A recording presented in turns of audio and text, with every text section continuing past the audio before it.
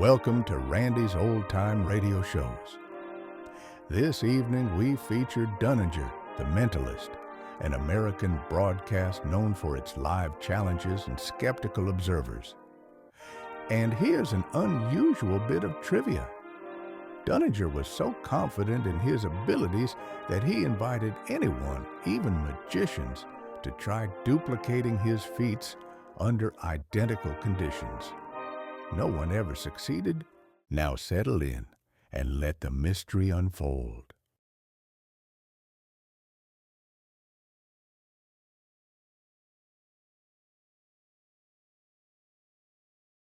Good evening. This is Gene Abrams. Tonight, in the studios of WLOW, we have the famous mastermind of stage and radio, Dunninger, in person. Good evening, Dunninger. Good evening, Gene. Nice to be with you. Thank you. We're delighted to have you up here with us tonight. Start right off into this thing so there won't be any dead time. Allow me to ask you, what was the program you followed this morning to exploit yourself when you arrived in Norfolk? Well, Gene, that was rather a difficult job I had, a rather unique test in sword reading. I arrived in Norfolk 6 hours late. Train was bad yesterday. One of the cars, I understood, was derailed outside of Washington. And during my absence, the mayor, that is Mayor Cook and the city manager, the Herald, concealed a newspaper, copy of the paper somewhere in the city of Norfolk. It was my job this morning to confront these two gentlemen for the first time, to read their thoughts and to attempt to locate that paper. Now, what happened was this. I met Mayor Cook and City Manager Harold. They concentrated upon the whereabouts of the paper, and I told them within a minute or two that I believed they had concealed it at the police headquarters, a few blocks from the City Hall building. We then ventured to the spot that I believe the paper was to be found, and went to the third or fourth floor there. I don't remember which. My memory isn't any too good when it comes to remembering things. But I located the safe in the detective's division and told the detective the combination. Two of the numbers I called out aloud before 20 witnesses, but the third, fourth, and fifth I refrained from calling because I didn't want to divulge the secret of the combination. I whispered, however, into his ear the complete combination. The safe was open, and there was the paper which had been marked for identification by the city officials. After that was done, I had occasion to talk to Bill Deal. And as I called him up, he said, Dunninger, this is a remarkable stunt, but how about the number I had here written in my desk in the newspaper office? Mind you, of course, I was some distance from his office, and I told him he had written numbers 758.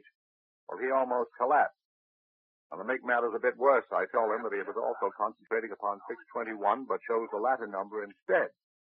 While we were waiting for the chief of police, I described a woman that was in his office. I hadn't entered that office at this time, of course, and described a peculiar hairdress, her wearing apparel, and the exact chair which she was sitting talking to the chief. As he opened the door and she walked out, while the rest of the audience there, small as it was more or less lost for words.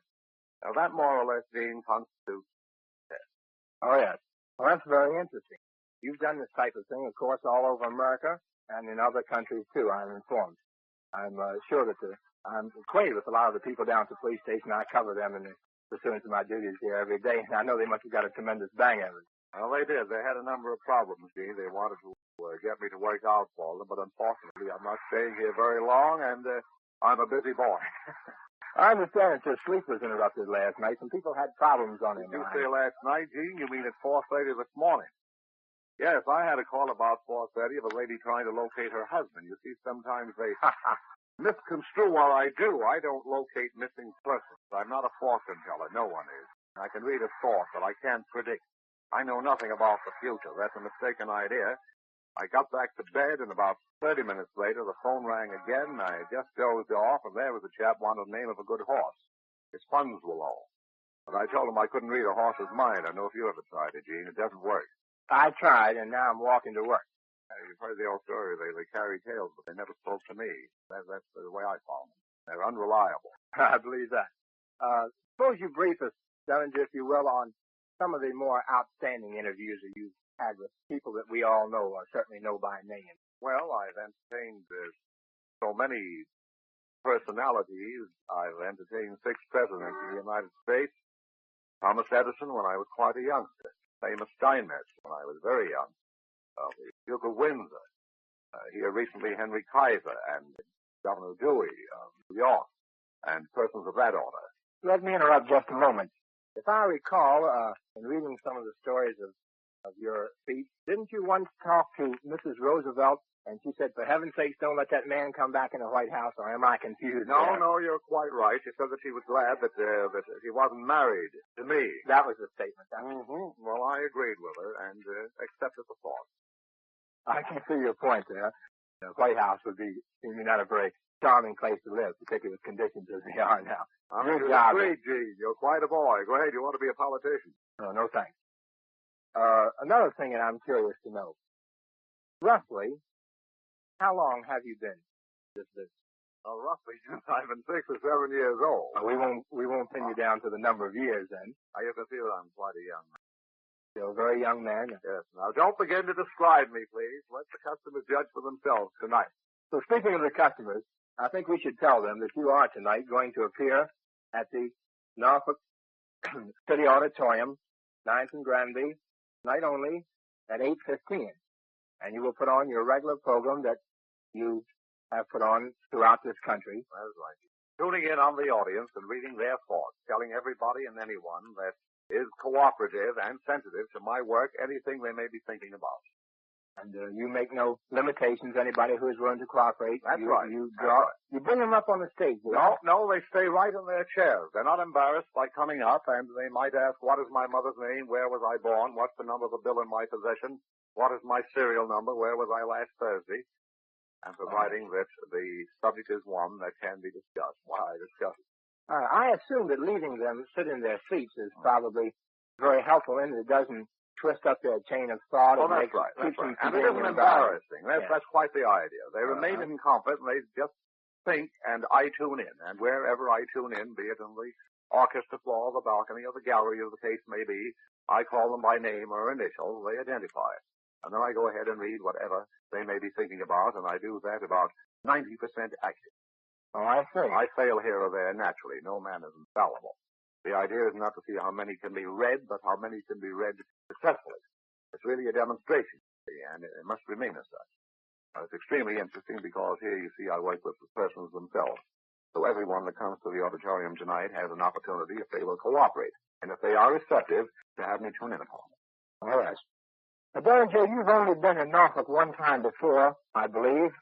In this type of work, that was the war bond show, wasn't it? Yes, I've made several visits, but the war bond show, if I remember correctly, I did very well with. I think I sold about $5 million in bonds. Here? That's correct. In one performance. Quite a venture. Oh, yes. I'm sure that's a matter of personal pride to you. Yes, I was happy to do it. Well, let's see if we can think of one other good question relative to your show tonight. A lot of people, naturally, are skeptical about the type of work you do because it is probably the most unusual occupation in America. Well, folks, that's it for this episode here at Randy's Old Time Radio Shows. Before we wrap up, it's worth noting that Randy dedicates countless hours to restoring and editing every single show before it's uploaded for your listening pleasure. Our goal is to preserve these old-time radio treasures and make them sound as clear and warm as the day they were first broadcast. If you'd like to support his hard work and help keep these classic shows coming, any donation, big or small, is sincerely appreciated. You'll find donation links in the description below.